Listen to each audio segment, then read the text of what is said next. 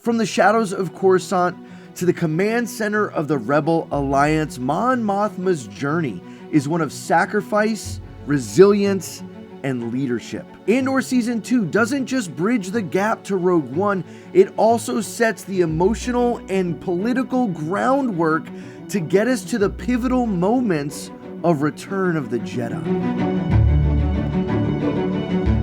And there's one scene particularly in Andor Season 2 that quietly sets up all of this. It's no surprise that one of the most important character arcs in Andor Season 2 is that of Mon Mothma. The transformation that had begun in Season 1 that had gotten her to the place of willing to put her daughter into a marriage to secure funds for the Rebel Alliance. And it's that transformation that continues and ramps up even more throughout Andor Season 2 that will eventually culminate in the leadership we see from Mon Mothma of the Rebel Alliance in Return of the Jedi. Season 1 shows us a Mon Mothma who's trying to bring about political change, using all of the avenues and ways that she has to try and change policy to fight against the overreach of the Empire. Palpatine's frustrating, yes, we agree. Too easily provoked, yes. Overreactive, perhaps, understatement. But it's not working. She's losing money, and Luthen is trying to convince her that possibly more radical things need to happen. It's the upfront and personal conflicts we see in Season 2 that show the immense pressure Mon Mothma was under and the decision she has to make to sacrifice her family for the sake of the rebellion, to basically give up her marriage, to basically give up her daughter for the sake of securing the funds for everything needed to build Yavin, to build the rebel base, to push things forward. And eventually, it's what's going to lead her to be the perfect one to lead this Rebel Alliance forward. There's a few scenes in particularly that set all of this up, and first we have to talk about the Chandrillan wedding and her talking to her daughter right before the wedding ceremony, her trying to almost give her daughter an out. She's feeling guilty about what is happening. She's horrified that she's even gone to this length. She knows the weight that she's put on her daughter, and she even at this moment is allowing it all to back out. It all could fall apart. She's not sure that she really can sacrifice all of this in this moment.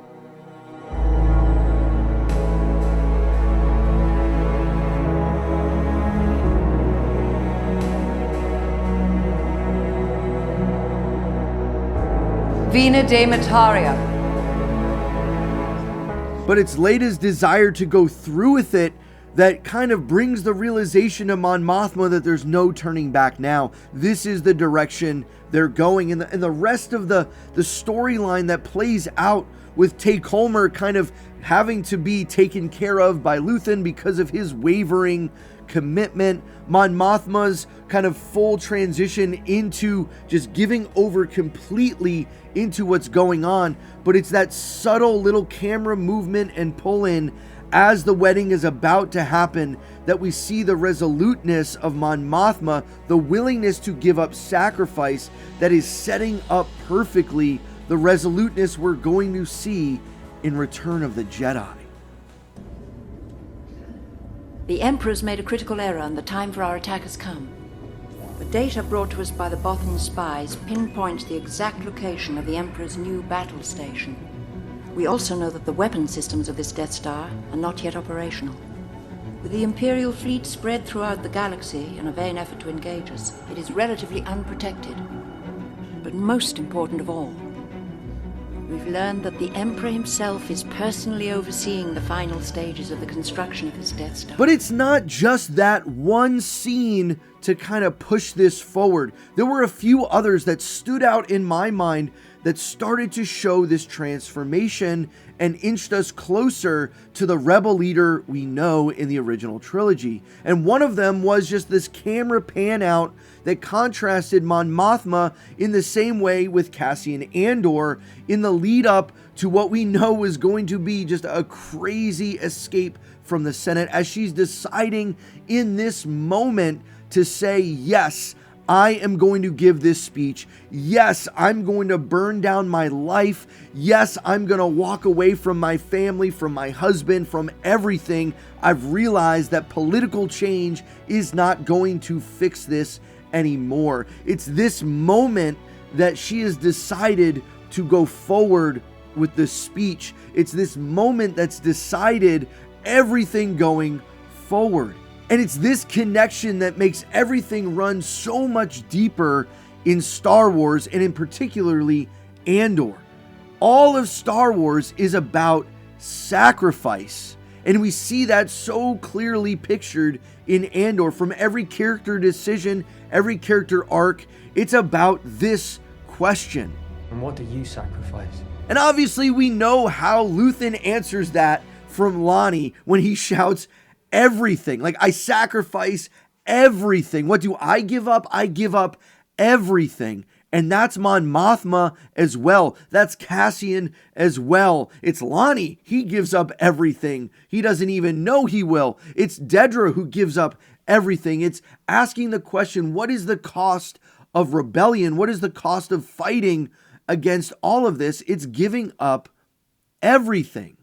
And if Anakin had been willing to give up everything and resist the pull to the dark side, Star Wars would be in a much different place. Just help me save Padme's life. I can't live without her. But that's what Star Wars is about. It's about posing that question, what are you willing to sacrifice? How far are you willing to go? And in some ways, Anakin wasn't willing to give up Padme. He wasn't willing to give up that attachment. This is what Yoda even foresaw when he was worried about even training this chosen one, because of the attachments he already had, the attachments to his mother, and then the future attachment he would have to Padme. The chosen one the boy may be.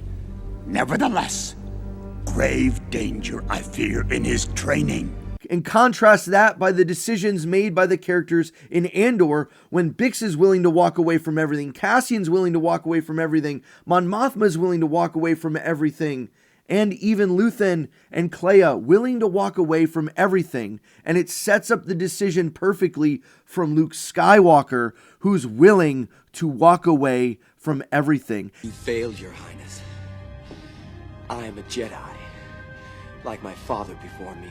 He's not willing to make the same decision as his father, and it sparks a redemptive moment that is the climax of all of Star Wars, when Anakin, now Darth Vader, is willing to sacrifice himself and just the power and everything he's had to save his son. And it's the tide that changes everything for the battle against the Empire. It's the death of the Emperor and the prevailing of the light side over the dark side that is the very heart and core of Star Wars. And it was all set up by this same duality moment that Mon Mothma had to go through. From the very scenes that we see her coming to this realization in the safe house, kind of this climactic finish to what had happened earlier at the wedding, we see Mon Mothma now being the one who's going to walk away and burn her life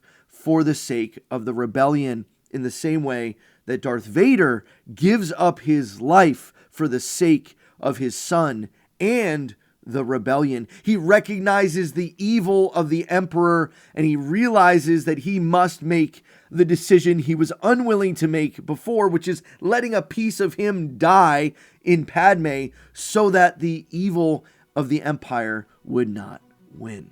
It's these character arcs in Andor, and particularly Mon Mothma, that set up Return of the Jedi and really the whole story of Star Wars in such a perfect way, because at the core of it, the main question of Star Wars is, what are you willing to sacrifice? When we come away from Return of the Jedi, one of the things that is posed to the audience as we watch that film is, are you willing to give up your own life for those that you care about, and maybe even for the good of those that you don't No, that was the decision before Darth Vader. That's the decision before Luthen and Mon Mothma and Cassian. And it's exactly the decision that we now wrestle with in our daily life. Am I willing to sacrifice my own desires, my own needs for the sake of my kids, for the sake of my wife, for the sake of my